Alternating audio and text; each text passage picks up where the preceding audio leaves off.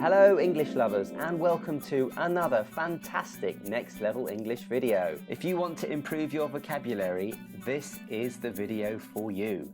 Okay, are you ready? Let's go! So why Latin? How is it going to help us? Well, English contains many words that come from Latin. So if we learn Latin roots and prefixes, we will be able to understand new words and it will help us to remember their meaning. So what is a root? Well, a root is the core part of a word that contains its meaning. So for example, we have the word cent, which means 100 in Latin. So we get the word century, which means 100 years. Or we get the word centenary, which is where we celebrate the 100th anniversary of something. So what is a prefix? Prefixes are letters we add to the start of a word to change the meaning. So for example, the Latin prefix re, which I'm sure you know, means again. So if we add it to do, we get redo, do something again, reuse, use something again. Next, we're going to look at some of the most common roots and prefixes. It doesn't really matter which are which, all that matters is we understand what the Latin means. And there's a really fun quiz at the end, so make sure you watch the whole video so you can test what you've learnt. If you would like to see another carefully crafted video to help you with your English, please like, subscribe and hit the bell.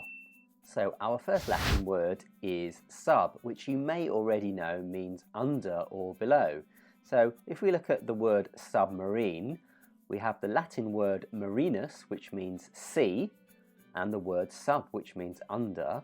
So submarine literally means something that's under the sea. We also have the word subtitle, under the title, substandard, which describes something below the standard we expect. And we have the word subconscious. This is a psychological term which refers to activity or thoughts in the brain that happen below our consciousness or below what we are aware of. Next we have pre, which means before. We've already spoken about the word prefix, which means something that goes before a word to change the meaning.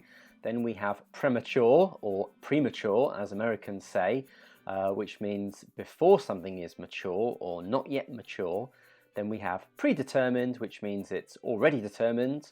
And we can also use pre with a hyphen to talk about a particular time or point in history. So pre-industrial England, the time before industrialization. We could have pre-war, or we could talk about the United States pre-Trump, which means before Donald Trump became president. And the opposite to pre is post, which means after. So we can postpone something, like a meeting, which means we have it after or later. We have posterior, which means after or behind something. Post-mortem, which is an examination carried out after somebody dies. Mortem in Latin means death.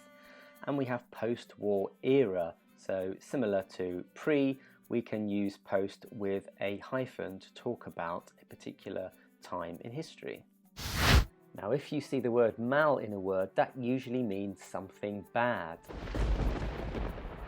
So if something is malicious, it is harmful. A malevolent person wants to harm you. Malignant is usually used in medicine to describe a tumour or a cancer that will get worse. And malpractice, which is a situation where somebody has not done their job properly. And the opposite is bene, which means good. So if something is beneficial, then it benefits someone. A benefactor is somebody who gives money to a person or group. A benign tumour or cancer is one that is not getting worse. And a benevolent person is a kind, caring person who does good things. Next we have ex, which means from or outside. So if we exhale, we breathe out. A car exhaust is where the gases come out of. An extrovert is a person who is outgoing. And if something is explicit, the meaning is clear and obvious. And next we have un, which comes from the Latin word unus, meaning one. So we have a unit, which means So we have a unit, which means one thing. We have the verb unite, which means to come together as one. Unique, which means something that is one of a kind, there's nothing like it. And we have union, which is an organisation that represents the views of many people. Next we have super, which means over or above. So if something is superficial, it means it's on the surface. If something is superfluous, it's unnecessary. If we superimpose something, we put something on top of another thing, like text or graphics on a picture. And supernatural refers to laws that are above the rules of nature. Next we have ambi, which means both or on both sides. So if you are ambivalent, it means you are in two minds about something. If something is ambiguous, it means there are two meanings, so the meaning is unclear. If you're ambidextrous, it means that you can use both your left and your right hands. And ambience means atmosphere, or what's all around us. Next we have contra, which means against. So if you contradict yourself, you say the opposite of what you've already said. If something is contrary, it's the opposite to something else, like the opposite idea. If you contravene a rule or a law, it means you go against it, you don't follow it. And if something contracts, it gets smaller. Now we have trans, which means through or across. It's also very similar to the word change. So if we translate something, we express ideas or meaning in another language or another way. Transition and transform relate to going through a process of change. And lastly, transcend, which means to go through or beyond the limits of something. And lastly, we have dict, which is Latin for to say. So we have the word dictation, which means somebody is speaking or reading. Predict, the verb which means to guess what's going to happen in the future. And our final word is verdict, which is a combination of verus, which is Latin for the truth, and dict, to say. So a verdict is a final decision or a ruling.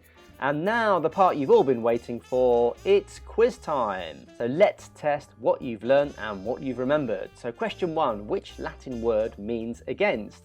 Is it pre, super, or contra?